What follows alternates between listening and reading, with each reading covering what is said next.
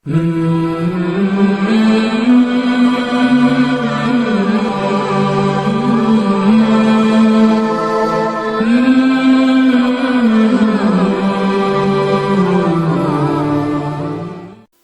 الله الرحمن الرحيم.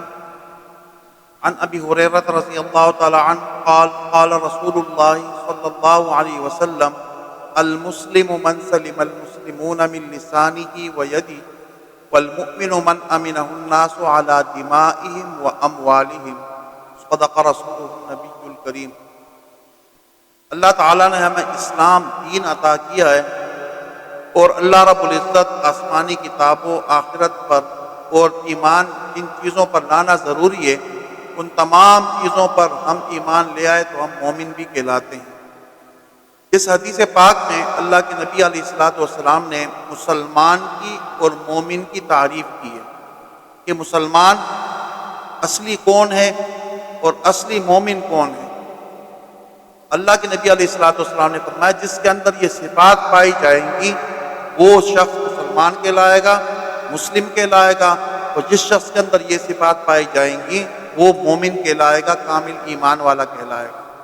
تو آپ علیہ السلام نے فرمایا مسلمان کی تعریف اور مسلم کی تعریف کرتے ہوئے فرمایا المسلم من سلم المسلمون من لسانه ویدہ، کہ مسلمان وہ ہے، اسلام کا سچا پیروکار وہ ہے کہ جس کی زبان سے اور جس کے ہاتھوں سے دوسرا مسلمان محفوظ رہے، مامون رہے، کسی دوسرے مسلمان کو اس کی زبان سے اور اس کے ہاتھ سے تکلیف نہ پہنچے۔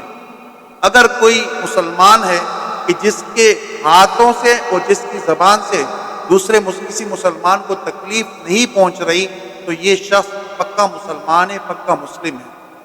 اور مومن کے بارے میں فرمایا والمؤمن من امنہ الناس علی دمائہم واموالہم۔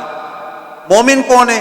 فرمایا کہ مومن وہ ہے کہ جس سے دوسرے لوگوں کا، دوسرے مسلمانوں کے اموال اور ان کے خون، ان کی جانیں اس سے محفوظ رہے، مامون رہے۔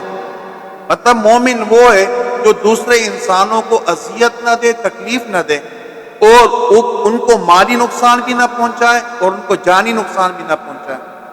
جس مسلمان کی زبان سے اور ہاتھوں سے دوسرا مسلمان محفوظ ہے تو یہ پکا مسلم ہے، اور جس انسان کے ہاتھوں سے اس دوسرے آدمی کی جان بھی محفوظ ہے اور مال بھی محفوظ ہے تو یہ پکا مومن ہے۔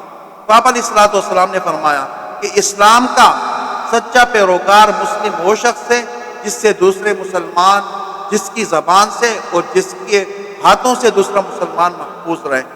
اور ایمان کا سچا دعوے دار اور پکا مومن وہ ہے کہ جس کی جان سے دوسرے مسلمانوں کی جانیں اور دوسرے انسانوں کے اموال وہ محفوظ رہے، کسی کو جانی اور مالی نقصان نہ دے، دوسرے مسلمانوں کے جان اور مال اس سے محفوظ رہے تو یہ شخص پکا مومن ہے۔ اللہ تعالیٰ سے دعا ہے کہ اللہ رب العزت ہمیں پکا مسلمان بھی بنائے اور سچا مومن بھی بنائے۔ وآخر دعوانا الحمدللہ رب العالمین۔